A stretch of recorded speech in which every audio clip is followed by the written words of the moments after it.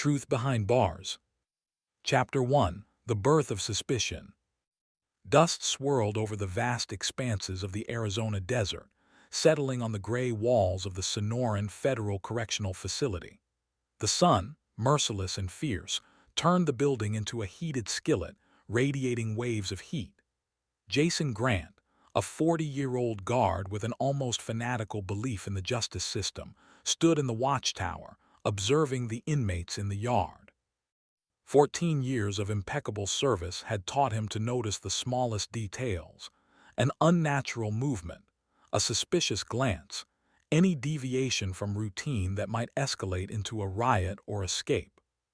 His wife Caitlin, 33, worked as a doctor in the same correctional facility. A slender woman with tired eyes and honey chestnut hair, always tied in a bun. This was how the inmates saw her when they came for an examination.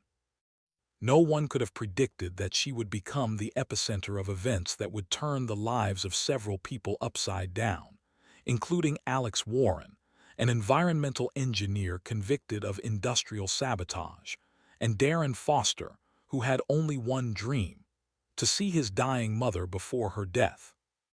Jason noticed changes in Caitlin's behavior in mid-December, when the desert cold cut to the bone, and the center's walls retained the frigid air like an ancient crypt.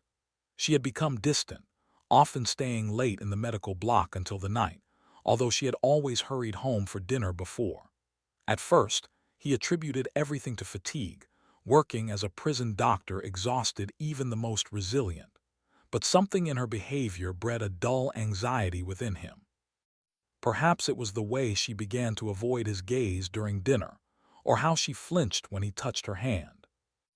On a cold winter morning, Jason decided to check the medical block's visitor log. He was slowly flipping through the pages when an unusual pattern caught his attention. Inmate Alex Warren, serving a 20-year sentence for environmental terrorism, appeared in the medical block with alarming regularity.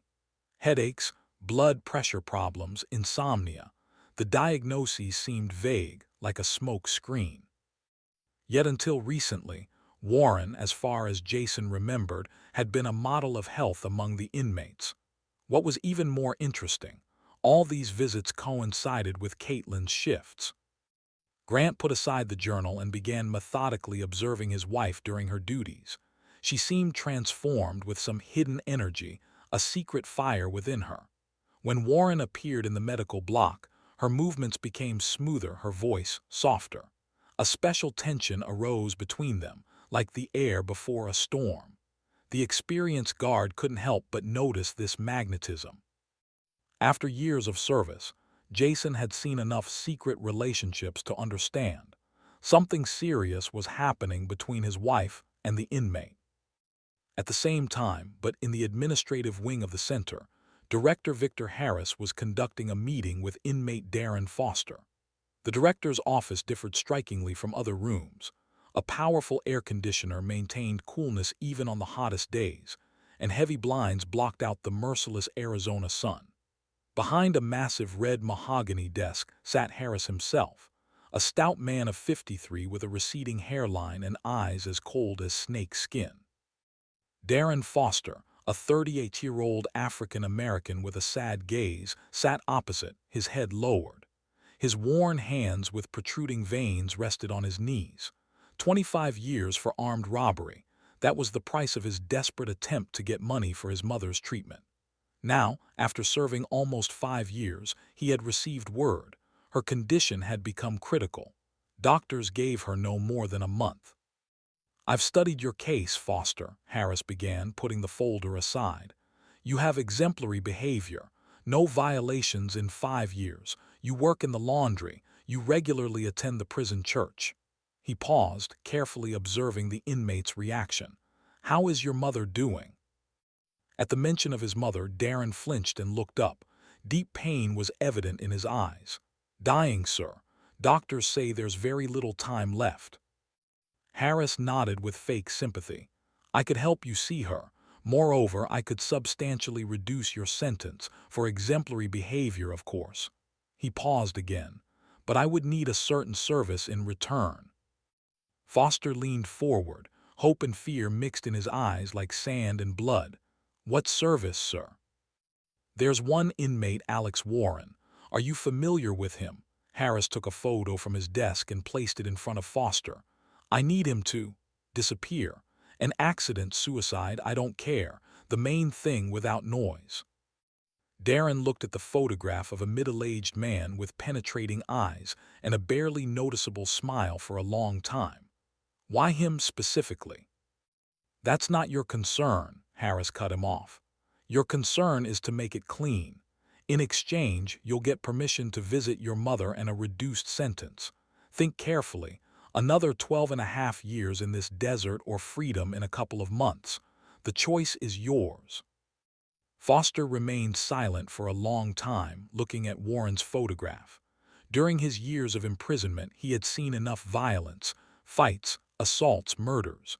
But it was one thing to be a witness and quite another to coldly take a life. However, he had no choice. The thought that he might never see his mother alive again tore at his heart. "I agree," he finally said, feeling his throat go dry. "Excellent."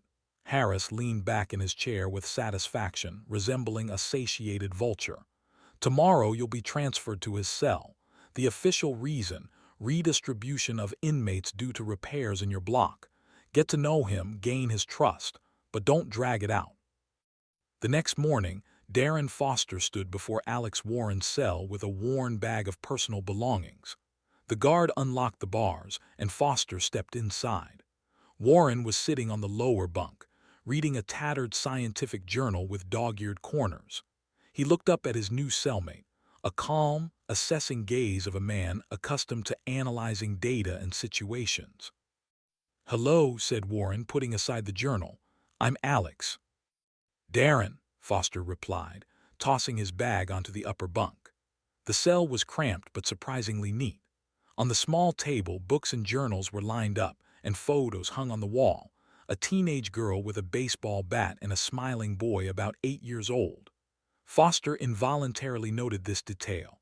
A person who keeps family photos in plain sight either desperately longs for home or wants others to see him as more than just a number in the system. "Transferred from the East Wing?" Warren inquired. "Yeah, they started major repairs there."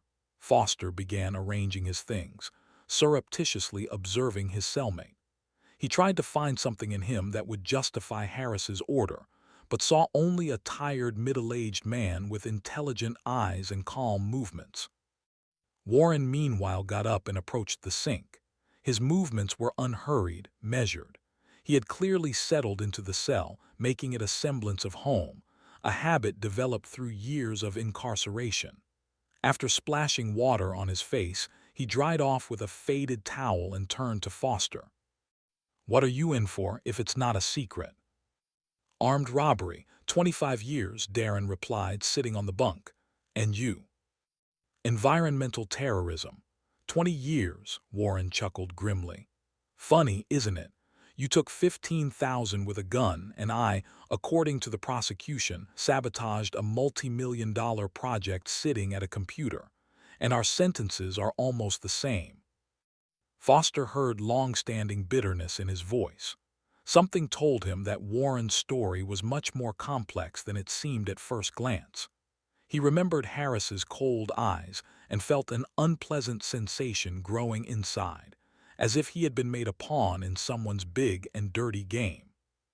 From the corridor came the clang of keys. A guard was making the evening rounds. Warren returned to his journal and Foster lay on his bunk, staring at the concrete ceiling. He would have to spend a lot of time in this cell, studying the man he was supposed to kill. He closed his eyes, and the worn face of his mother appeared in his mind's eye. "I'm sorry, Mom," he whispered barely audibly.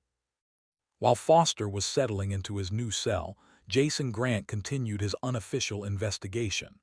During his rounds, he noticed Caitlin slipping into the medical block half an hour before her shift.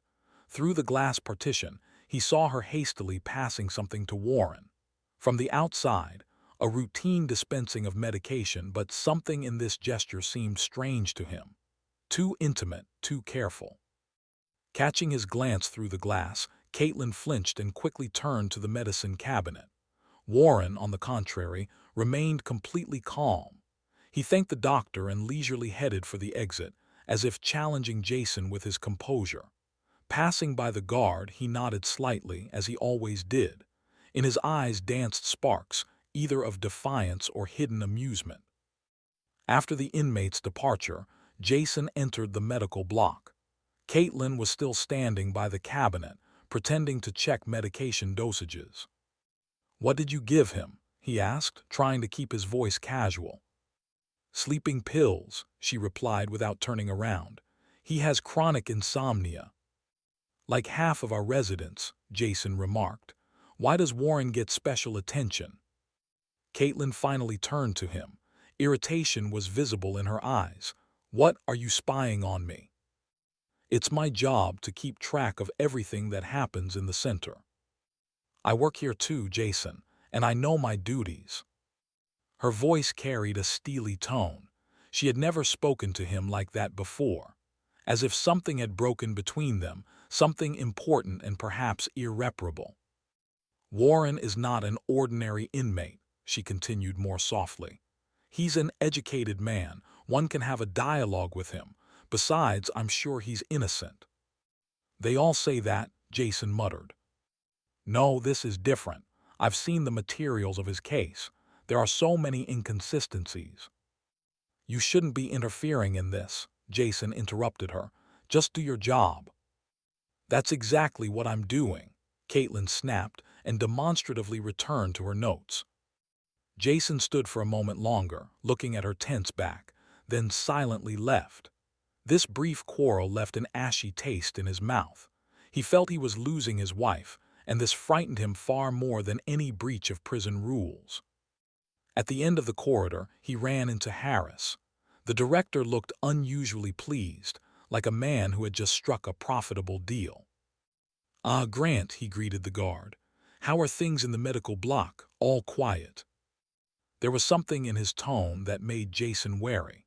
It seemed the director was well aware of what was happening and was watching the unfolding events with some unhealthy interest. "Everything's in order, sir," Jason replied, looking intently into Harris's eyes. "Excellent," Harris nodded. "Keep an eye on things there, especially on this.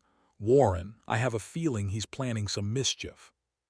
With these words, Harris departed, leaving Jason in even greater confusion. Something was definitely happening in the correctional facility, some big game, and his wife, it seemed, had been drawn into the thick of it. That same evening, Warren and Foster sat in their cell. There was time before lights out, and the center hummed with the muffled voices of inmates. Somewhere in the distance, old man Simmons from the neighboring cell was coughing harshly, and a duty guard patrolled the corridor, jingling the bunch of keys on his belt. Warren sat on his bunk, leaning against the wall, thoughtfully examining some small object in his hand. Foster, pretending to read a magazine, secretly observed his cellmate. In the dim light of the prison lamp, he discerned that Warren was holding a tiny paper note. "You know, Darren," Warren suddenly began without raising his eyes, "I really am innocent." Foster lowered the magazine. Something in his cellmate's voice made him listen. "I was the chief environmental engineer at Eco Future Corporation," Warren continued. "One day I discovered that our green waste processing project was actually dumping toxic substances into groundwater. Data in the reports was falsified to receive government subsidies. When I refused to sign fake reports and threatened to go public with everything, I was accused of sabotaging my own purification systems. Supposedly, I was a radical environmental activist who had infiltrated the company." Warren fell silent, crumpled the note, and hid it in his pocket. "Why didn't you go to the police right away?" Foster asked. "They threatened. Not me, my children. I have a teenage daughter and a 10-year-old son. My ex-wife couldn't withstand the pressure and scandal, took the children, and moved to another state 6 months after the sentence." There was no bitterness in Warren's voice, only the fatigue of a man who had been fighting the system for too long. Foster felt something tight inside. He recalled Harris's words about an accident and realized that the director clearly wanted to get rid of Warren for a reason. "And now I have a chance to prove my innocence," Warren unexpectedly continued. "I have documents that can confirm my version. I just need to get out of here, and then I can destroy their entire scheme." He looked intently at Foster, as if assessing whether he could be trusted. At that moment, footsteps were heard in the corridor. Medical personnel were approaching the cell. Darren saw the familiar figure of Dr. Caitlin. She stopped at their bars, holding a tray of medications. "Good evening, Mr. Warren." Her voice sounded professional, but Foster caught special intonations in it. "Your sleeping medication." Warren approached the bars. As he accepted the pills, he momentarily held the doctor's hand, so quickly that the guard escorting the rounds noticed nothing. But Foster saw something small pass from Warren's hands into Caitlin's palm. After the medical personnel left, Warren returned to his bunk. He looked calm, but a new gleam appeared in his eyes, a gleam of hope. "You know what's worst about prison?" he asked suddenly. "Not the bars, not the guards, not the lousy food. It's that everyone manipulates each other here. Everyone tries to use someone else. Friendship, love, trust, everything becomes a bargaining chip." Foster felt a chill run down his spine. Warren's words too accurately described his own situation. He looked at the photos on the wall, smiling children, a happy family, a life that had been taken from this man. And now Harris wanted to take away his last chance at justice. The lights dimmed in the prison corridor. Just minutes remained until lights out. Foster lay on his bunk, but sleep wouldn't come. Before his eyes was his mother's face, which kept changing into the faces of Warren's children in the photographs. "What is right?" he thought. "What is truly right?" Chapter 2: The Secret Network. At night, Jason Grant couldn't sleep. He lay in the darkness, listening to Caitlin's steady breathing beside him, thinking about how his life had changed in recent weeks. 13 years of marriage, no small time, but never before had he felt such a gulf between them. Each day she left for work earlier, returned later. And now these strange notes, secret glances, the special intonation in her voice when she spoke of Warren. The next morning, he arrived at the center earlier than usual. The winter sun was just rising over the desert, tinting the gray walls a pale pink. In such moments, even this grim place seemed almost beautiful. Jason headed straight for the archives. He needed to learn more about Warren's case. The archivist, elderly Thomas Reed, raised his eyebrows in surprise, seeing the guard at such an early hour. "Has something happened, Jason?" "No, I just want to check something. Alex Warren's case, can you find it?" Reed rose unhurriedly and headed for the shelves. A few minutes later, he returned with a thick folder. "Strange case," he said, handing over the documents. "Very strange." Jason settled at a far table and immersed himself in reading. Warren's story turned out to be truly unusual. A leading environmental engineer at a major corporation, an impeccable reputation, a volunteer activist, 2 children. And then a sudden accusation of environmental sabotage, a lightning-fast trial, and a harsh sentence, 20 years. Everything seemed strange. The speed with which the case was considered, and the fact that key evidence confirming Warren's guilt mysteriously disappeared immediately after the sentencing. But what interested Jason most was the identity of the judge who presided over the trial, Edward Blackwell. He was a cousin of Robert Kingslake, the owner of Eco Future. And 6 months after the sentencing, he died in a mysterious car accident. "Found anything interesting?"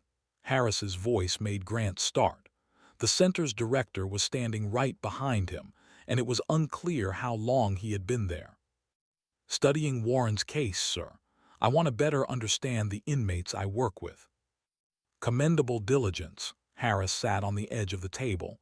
"Just don't dig too deep, Jason. Some secrets are better left buried."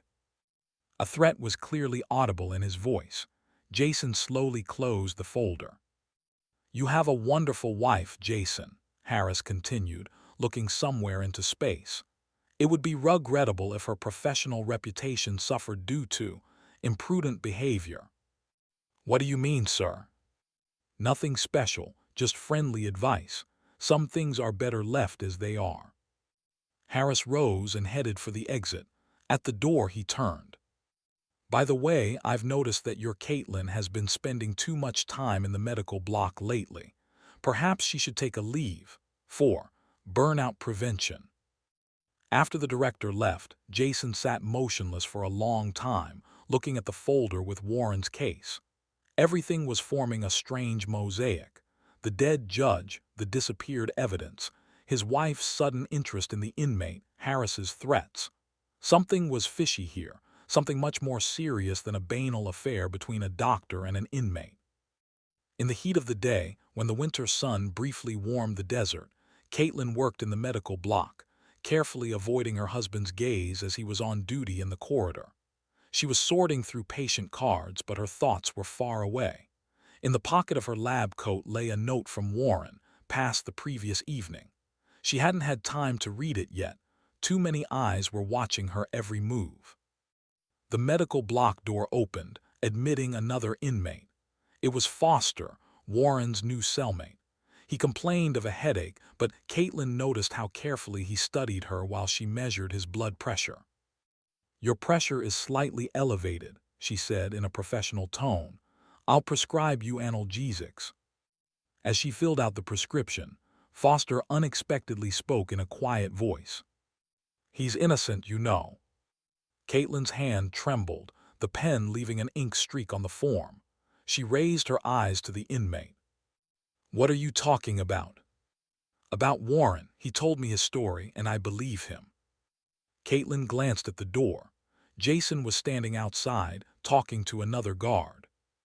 "Why are you telling me this?" she whispered. "Because you're the only one who can help him, and because," Foster hesitated, "because some people want him to be silenced forever." A chill ran down Caitlin's spine. She recalled a strange conversation with Harris last week, his hints that some inmates knew too much for their own good. "Here's your prescription," she said loudly, extending the paper, and added in a whisper, "Meet me in the chapel after evening service." Foster nodded and left. Caitlin watched him go, noticing how Jason was observing her intently. In his eyes was a mixture of anxiety and pain. Left alone, she finally took out Warren's note. Just a few lines, written in small, neat handwriting. "I have evidence against Kingslake and Harris. They're partners. Harris helped cover up the case and destroy the real evidence. Need to forward copies to my lawyer. We have little time." Caitlin felt her heart beating faster. She had long suspected something like this, but the reality was scarier. If Harris was truly involved. She remembered his penetrating gaze, how he always appeared unexpectedly, as if watching her every step. Footsteps sounded in the corridor. Someone was approaching the medical block. Caitlin hurriedly burned the note over the sink and washed away the ashes with water. When the door opened, she was already sitting at her desk, pretending to be filling out documents. Harris stood on the threshold. "Good afternoon, Dr. Grant." His voice carried a false politeness. "How is the work progressing?" "Everything is in order, sir." "Glad to hear it. By the way, I've noticed that you've been communicating a lot with inmate Warren lately." Caitlin tried to make her voice sound indifferent. "He often complains of insomnia. I've prescribed him a course of sleeping pills." "Yes, yes, of course," Harris smiled, but his eyes remained cold like ice on a desert night. "You know, some inmates like to manipulate staff, especially women. They tell heart-wrenching stories about their innocence, try to evoke sympathy." "I know my job, sir." "I don't doubt it, and yet be careful. It would be regrettable if your professional compassion led to unpleasant consequences." With these words he left, leaving Caitlin in a state close to panic. She realized she had to act quickly. Tonight, in the chapel, she would have to make a decision that would change not only her life but the lives of many other people. At the end of the corridor, Harris stopped next to Jason. "Keep an eye on your wife, Grant," he said quietly. "She seems to have forgotten where the line between compassion and foolishness lies." Jason remained silent, watching the departing director.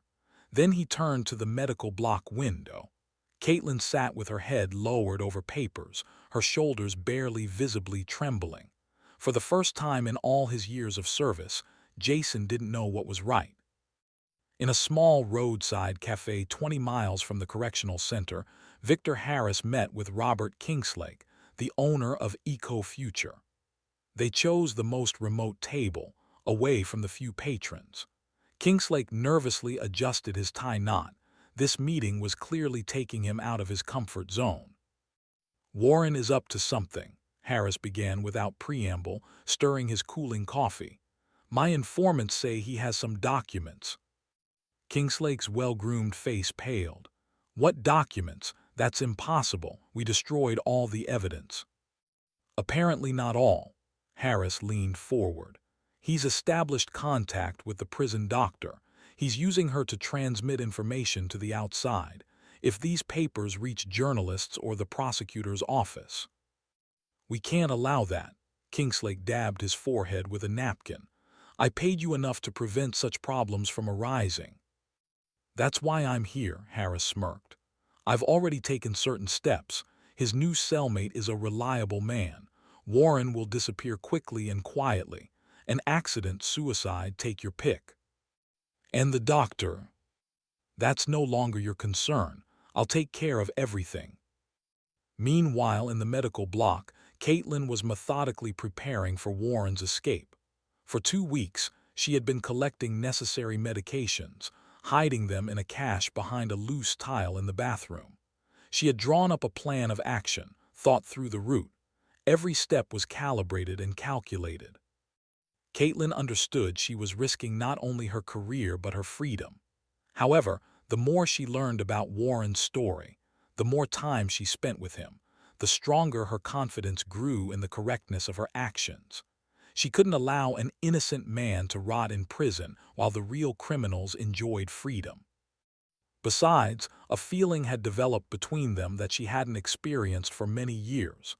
A mixture of admiration, empathy, and, yes, attraction to a man who had maintained his dignity in the most difficult circumstances. At the same time, Foster was also becoming immersed in the situation and began to understand that he couldn't kill Warren. During 2 weeks of sharing a cell, he had seen a completely different person in his cellmate, not the criminal Harris had spoken of. In the evenings, they would talk at length. Warren told about his children, about working at the environmental company, about how he discovered the corporation was poisoning the aquifer. There wasn't a drop of falsehood in his words. "You know, Darren," Warren said once, looking at the photograph of his children, "the worst thing isn't that I'm in prison. What's terrible is that they're growing up believing their father is a criminal who betrayed everything he believed in. I must prove my innocence for them." Foster nodded silently. He thought of his mother who was fatting away in a hospital ward, dying but waiting for him. Harris's offer had seemed so tempting: kill Warren, get early release, see his mom. But now this thought only evoked disgust in him. One morning, as they were returning from breakfast, Warren quietly said, "I know why they put you in my cell. Harris wants me dead." Foster froze in place. How did you know?" "I wasn't born yesterday, Darren. Besides, I have my own sources of information. Harris and my former boss Kingslake are longtime partners. They make millions on the environmental crimes I uncovered, and now they're afraid the truth will surface." Foster sank onto the bunk. "Yes, you're right. He promised to reduce my sentence and allow a visit with my mother. My mother is dying, Alex. I just wanted to see her before she died." Warren put a hand on his shoulder. "I understand, but there's another way. Help me get out of here instead of killing me. I have evidence of their crimes in a safe place outside. If I can escape and deliver these documents to law enforcement, Harris and Kingslake will end up behind bars." Footsteps were heard in the corridor. It was Dr. Caitlin on her evening rounds. Warren quickly moved to the bars. While the guard observed the distribution of medications, Warren and Caitlin exchanged barely noticeable nods. Foster understood. These two had already devised some plan, and now he had to decide to become their ally or still be a tool in Harris's hands. That same night in the cell, a conversation took place that changed everything. Warren convinced Foster, revealing all the cards. "I have evidence of their criminal schemes," Warren whispered. "A complete set of documents showing how they falsified environmental indicators and bribed inspectors. There are protocols of secret meetings, bank transfers, even recordings of phone conversations. Harris's real name appears as a recipient of money. That's why they're so desperate to eliminate me." "How did you manage to preserve this?" "I had a copy of all the materials hidden in a safe place. Only I know where they are. Now I just need to get beyond the center's boundaries and pass them to reliable hands." Foster thoughtfully shook his head.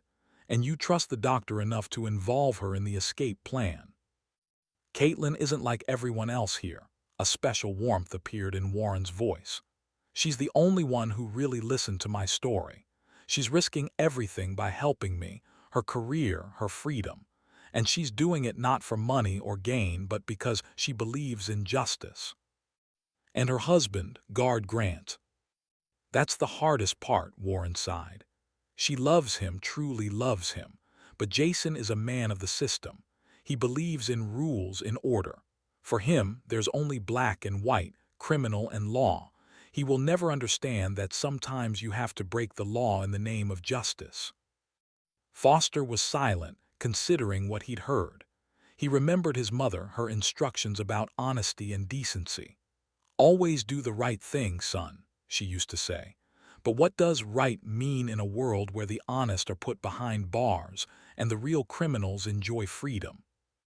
"I'll help you," he finally said. "Tell me what needs to be done." Warren nodded gratefully. "Tomorrow Caitlin will bring the final plan. The escape is scheduled for next week. Did Harris say anything to you about timing?" "He's becoming impatient. Hinted that he wants to see results in the coming days." "Then we have very little time." Warren hid the documents back in the hiding place. "Thank you, Darren. I understand what you're risking." "You're risking no less." "Yes, but I have no choice. This is my only chance to see my children and clear my name." Outside the cell window, the night desert was sinking into crystal-clear darkness, studded with stars. A new day was dawning, and with it, new trials and new risks. But both inmates felt an unusual relief. Now they were not alone in their fight for justice. Chapter 3: Fateful Choice. Jason Grant hadn't slept for 3 nights in a row. He lay in bed, listening to the quiet breathing of Caitlin sleeping beside him, trying to suppress the doubts that tormented him. 14 years of impeccable service had taught him one thing: in the correctional system, there was no room for half-tones. There were inmates and there was the law, and his job was to ensure that a clear boundary remained between them. But now this boundary was blurring before his eyes, and the most frightening thing, it was being blurred by his own wife. During the day, he watched her work in the medical block, as collected and professional as always. But something had subtly changed in her movements, in how she communicated with the inmates, especially with Warren. Jason noticed these barely perceptible glances, accidental touches when passing medications, quiet conversations that broke off the moment he approached. Each such moment resonated with sharp pain somewhere under his ribs. Meanwhile, in the administrative wing, Harris was playing his game. He summoned Foster under the pretext of discussing his pardon petition. In the director's office, as always, it was cool from the working air conditioner, and dense blinds blocked the dim winter light. "Well, how is our business progressing?" asked Harris, pouring coffee into cups. He deliberately added friendly notes to his voice, but his eyes remained cold and tenacious. "I'm working on it," replied Foster, trying to make his voice sound confident. "Warren has begun to trust me." "Time is running out." Harris placed a cup before the inmate. Your mother will hardly last more than a month. It would be a shame if you didn't get to say goodbye to her." Foster felt nausea rising in his throat. He understood that every word of his was being recorded and analyzed, that any wrong intonation could betray his true intentions. He thought about the documents hidden by Warren, about the escape plan, about his dying mother. Possible options flashed before his eyes like frames in a kaleidoscope. In the medical block, Caitlin was preparing for the decisive stage of the plan. Everything had to be perfectly calculated. One miscalculation could cost not only freedom but life. Her hands trembled slightly as she ran through her head how she would have to leave certain doors, accidentally, unlocked. She had memorized the guard schedule. 13 years of working at the center had taught her to notice the slightest details in the daily routine. On Tuesdays and Thursdays, Parker was on duty, the most careless of the guards who often went out for a smoke. On Friday after lunch, the shift changed, the perfect time for a diversionary maneuver. And on Sunday, Jason usually took a day off. At the thought of her husband, her heart clenched. She loved him, truly loved him, for his honesty, principles, for how reliable he had always been. But now these same qualities had become a barrier between them. How to explain to a person who devoutly believes in the system that sometimes the system makes mistakes, that justice and law are not always synonymous? Meanwhile, Warren and Foster sat in their cell, carefully discussing every detail of the upcoming escape. During 2 weeks of joint confinement, a strange trust had been established between them, not friendship, but understanding, sealed by a common secret and a common goal. "Harris is becoming suspicious," Foster said quietly, sitting on the lower bunk. "Today he called me in again, hinted at deadlines, said it's time to act. I think we have a week at most." Warren nodded, smoothing out a worn envelope with documents. "Caitlin says everything is ready. We just need to wait for the right moment." Foster thought about his mother dying in a hospital ward, about the freedom Harris had promised, about how easy it would be to simply carry out the director's order, one stab with a shiv under the ribs and all problems solved. But he also thought about Warren's children, who for years had grown up believing their father was a traitor, about justice, which was worth more than freedom. Harris wasn't accustomed to his plans being disrupted. Sitting in his office late in the evening, he reviewed surveillance camera footage. Something was definitely happening between Warren, Foster, and Dr. Grant, but he couldn't capture specific evidence.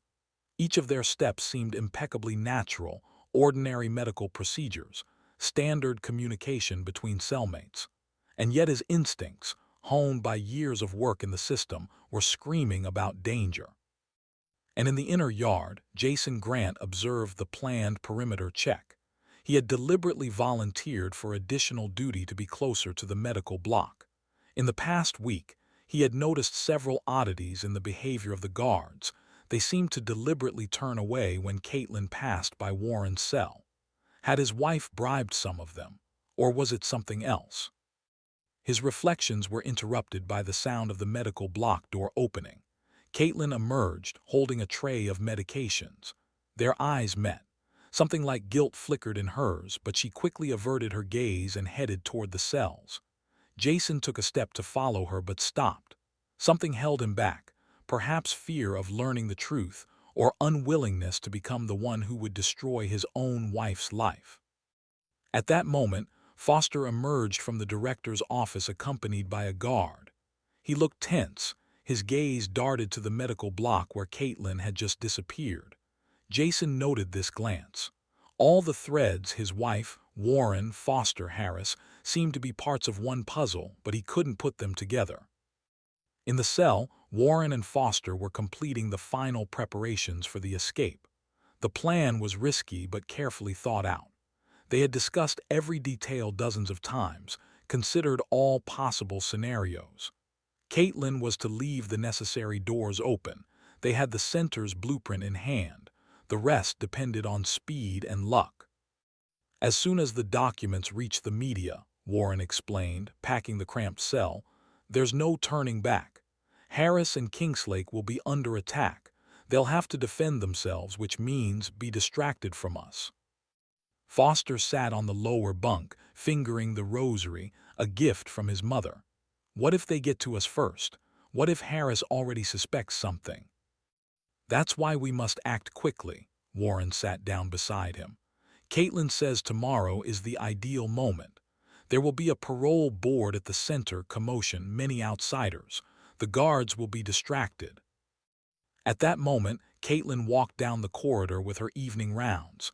She lingered at their cell a bit longer than usual, pretending to check prescriptions in the medical chart.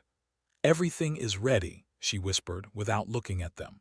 "Tomorrow at 3 o'clock, be ready." When her footsteps faded at the end of the corridor, Foster turned to Warren.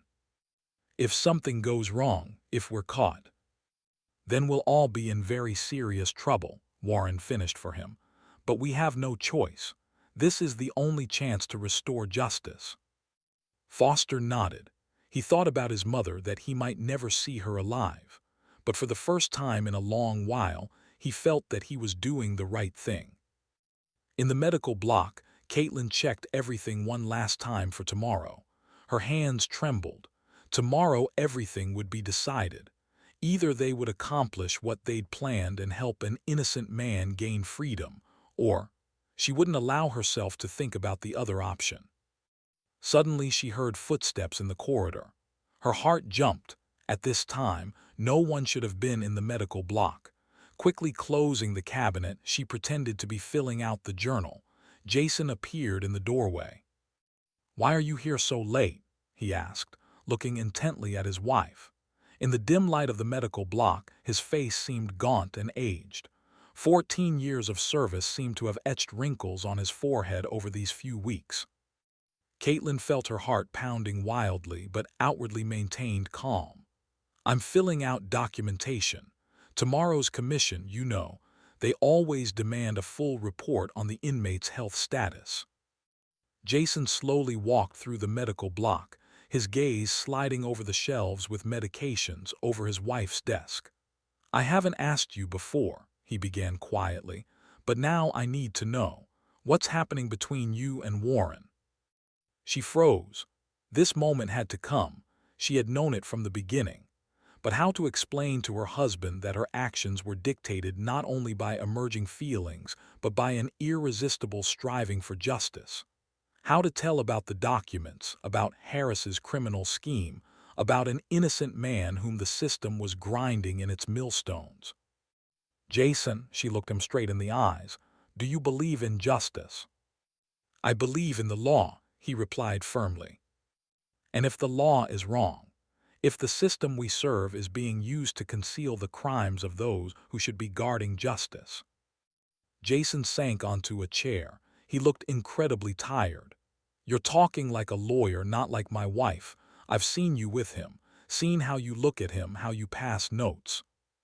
"It's not what you think," Caitlin approached her husband, putting a hand on his shoulder. "Warren is innocent. I have proof. Harris and the people who put him behind bars, they're the real criminals. And so you decided to become a judge, take the law into your own hands." Bitterness sounded in his voice. "No, I decided to help the truth come to light. Isn't that why we work here? Not so that justice prevails." Jason raised his eyes to her. "Do you understand that you're risking more than just your career? If Harris finds out—" "He already suspects something." Caitlin sat next to her husband. "Tomorrow everything will be decided. I should have told you earlier, but I was afraid to put you before such a choice. Forgive me." In Harris's office at this time, an emergency meeting was taking place. The director had received alarming information from his informant. Something was supposed to happen tomorrow.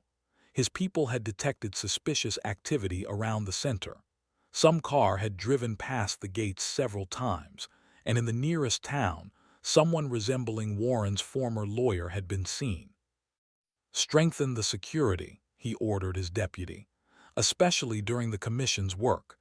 Check everyone entering and leaving, and keep a close eye on the medical block." He approached the window, looking at the inner yard illuminated by searchlights. Somewhere there, in one of the cells, sat a man capable of destroying everything he had built over years. Warren, with his documents, was like a ticking bomb. And now this woman doctor and the cellmate whom he had entrusted to eliminate the problem. Harris took a folder with Warren's personal file from the safe. For 15 years, he had kept everything under control. For 15 years, this secret had remained buried behind the walls of the correctional center. He couldn't allow some environmental engineer and a sentimental woman to destroy everything. "Bring Foster to me," he ordered, immediately. Meanwhile, in the medical block, Jason made the most difficult decision of his life. After listening to his wife's story, seeing the documents she had hidden, he understood. The system he had faithfully served for so many years had indeed malfunctioned. The question was not whether his wife was breaking the law. The question was what was more important, the letter of the law or its spirit. "What are you planning to do tomorrow?" he asked Caitlin. "Do you really want to know?" She looked carefully at her husband. "Because if I tell you, you become an accomplice." Jason momentarily closed his eyes. Before his inner vision flashed years of service, his impeccable reputation, the oath he had taken. And then he saw Warren's face, a man whom the system had turned into a criminal, Foster's face, willing to risk his only chance to see his mother for the sake of justice, and the face of his wife, a woman who had proven braver and more honest than himself. "Tell me everything," he said, "and let's think about how to do this right." Outside the medical block window, dawn was breaking. Less than 10 hours remained until the commission began. Chapter 4: The Day of Truth. The day of the parole board meeting at the Sonoran Correctional Facility began as usual, with the morning roll call. But a strange tension hung in the air, felt by everyone, both inmates and guards. Unfamiliar people in formal suits moved through the corridors, board members, inspectors, lawyers. Harris personally greeted them at the entrance, radiating hospitality and the confidence of a man who had nothing to hide. Jason Grant started his shift earlier than usual. After the night's conversation with Caitlin, he hadn't closed his eyes, thinking through a plan of action.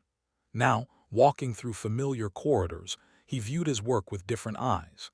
Each cell, each lock, each bar, everything that had previously seemed part of an unshakable justice system now appeared as links in a chain binding an innocent man. In the medical block, Caitlin was preparing for the decisive moment. The documents that could destroy Harris's career and free Warren were safely hidden among medical records. At 3 o'clock, a liaison was due to arrive, a young lawyer from a human rights organization, supposedly checking the conditions of inmate detention. He was to take the documents and immediately deliver them to the offices of the state's largest newspapers and the federal prosecutor's office. Warren and Foster in their cell were also waiting for the appointed hour. They hardly spoke, each understood that now any careless word could betray their plans. Foster fingered his rosary, a gift from his mother, thinking that he might never see her again. Warren sat on his bunk, looking at photographs of his children. Everything that was to happen today, he was doing for them, so they would know their father was not a criminal or a traitor. Suddenly, footsteps were heard in the corridor. Someone was quickly approaching their cell. It was a guard sent by Harris. "Foster, out. The director wants to see you." Warren and Foster exchanged quick glances. Both understood Harris suspected something. Now everything depended on whether Foster could convince the director he was still on his side. In Harris's office, Foster felt cold sweat trickling down his back. The director sat at his massive desk, sorting through some papers, as if the inmate's presence didn't interest him at all. Finally, he looked up. "You know, Foster, I'm disappointed. Very disappointed. I gave you a simple task: remove one inmate. In exchange, I promised freedom, a chance to see your mother. And you—" He laid several photographs on the table. In them, Foster was talking with Warren in the cell, passing him something, shaking his hand. "And you decided to play at nobility." Foster remained silent. He understood any word of his could be fatal not only for him, but for the other participants in the plan. Last chance, Harris leaned forward. Warren must die today, right now. If you do it, you'll get everything I promised. If not, he paused, I'm afraid your mother will never see her beloved son. At that moment, Jason Grant entered the office without knocking. His face was inscrutable, but in his eyes was the determination of a man ready to go all the way. Sir, we have a problem in the medical block. Your presence seems necessary. Harris rose sharply. What's happening there? Better for you to see for yourself. Jason remained calm, but his right hand resting on his holster trembled slightly. As they walked down the corridor, Foster noticed how Jason barely perceptibly nodded toward the emergency exit, the very one that Caitlin was supposed to, accidentally, leave open according to the plan. He understood. The guard had decided to help them. Now they just had to wait for the right moment. In the medical block, organized chaos was unfolding. Caitlin had managed to start a small fire by dropping a spirit lamp. Smoke filled the room, triggering the fire alarm. Guards assigned to watch her were forced to help evacuate documents and medications. In the commotion, no one noticed her passing the package with Warren's actual documents to a young lawyer from the Human Rights Organization, who immediately left the center. Harris instantly understood what was happening, his face distorted with rage. All inmates to their cells. No one leaves. Grant, you're personally responsible for Warren. But it was already too late. Under conditions of fire alarm and evacuation of the parole board, confusion arose. Inmates lined up along the walls according to protocol. Guards tried to restore order. Board members hurried to the exits. In this chaos, Warren, having received a signal from Foster, managed to disappear into the crowd. Jason, pretending to search for Warren at one end of the corridor, deliberately moved in the opposite direction from where the fugitive actually was. He understood. This was the end of his career, possibly even his freedom, but for the first time in 14 years of service, he felt he was doing the right thing. Caitlin, still in the medical block, tried to maintain the appearance of panic due to the fire. She bustled about, accidentally dropping folders with documents, creating additional chaos. From the corner of her eye, she noticed Warren, having changed his prison uniform for the suit of one of the board members, confidently heading toward the exit. Harris rushed between floors, giving contradictory orders. His usual composure had evaporated. He understood he was losing control of the situation. "Block all exits," he shouted into the radio, but it was already too late. The fire safety system had automatically unlocked some of the doors, and under conditions of the board's evacuation, it was impossible to completely lock down the center. At some point, their gazes crossed across the corridor. Harris saw in the inmate's eyes not fear, not triumph, but the calm confidence of a man who knows the truth is on his side. The director reached for his holster, but Jason, who happened to be nearby, as if accidentally bumped him, preventing him from drawing his weapon. "Sorry, sir," said the guard with feigned remorse. "Such a commotion." Foster, observing this scene, understood. This was it, that very moment. He deliberately created a bottleneck in the corridor, pretending to have an asthma attack. While guards tried to pull him to the wall, a crowd of inmates and staff formed. Warren used this moment to blend in with the exiting board members. An hour after the fire alarm began, the situation at the center started to stabilize. Inmates were counted and returned to their cells. The board members had left the building. The fire in the medical block was extinguished, and only then did it become finally clear Warren had disappeared. He had managed to leave the correctional center with the evacuating inspectors. Harris raged in his office. All his plans were crumbling. The phone on his desk didn't stop ringing. His informants reported that Warren's lawyer had already delivered the documents to several major publications and the federal prosecutor's office. By evening, his entire empire was to turn to ashes. "Detain them all," he growled into the receiver. "Grant, his wife, Foster, everyone. I want to know who did what." But the investigation of the day's events presented him with an unpleasant surprise. The surveillance cameras showed only the usual commotion during a fire alarm. Jason Grant had impeccably performed his duties, trying to restore order. Caitlin had acted strictly according to protocol during a fire in the medical block.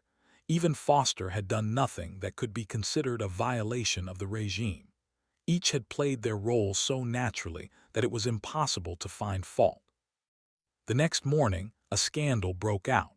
The media was full of headlines about corruption in the penal system, about falsification of evidence, about collusion between the director of the correctional center and the owner of a large corporation. The documents passed by Warren proved irrefutable. A federal investigation was initiated. Harris tried to flee but was detained at the Mexican border. A suitcase of money and fake documents were found in his car. He tried to make a deal with the investigation, promising to turn in all accomplices, but Kingslake beat him to it, being the first to cooperate with the prosecution. Within a week, Warren's case was reviewed. All charges against him were dropped. New details of environmental crimes involving high-ranking officials and businessmen came to light. Journalists called it the case of the century. Foster received parole for cooperating with the investigation. He was able to see his mother, whose condition began to improve after her son's appearance. Warren paid for her treatment at the best clinic in the country as a sign of gratitude for his help. Jason and Caitlin Grant resigned from the penal system. After an internal investigation of their actions on the day of the escape, no claims could be made against them. Formally, they had not violated a single instruction. But both understood that their time in the system was over. They moved to another state, where Caitlin found work in a regular hospital, and Jason opened a private security agency. And somewhere on the Pacific coast, in a small seaside town, Alex Warren finally reunited with his children. Now they knew the truth about their father. He was not a criminal or a traitor, but a man who wasn't afraid to go against the system for the sake of justice. Now he had to make up for the years lost behind bars and build a new life, the life of a free man with a clear conscience.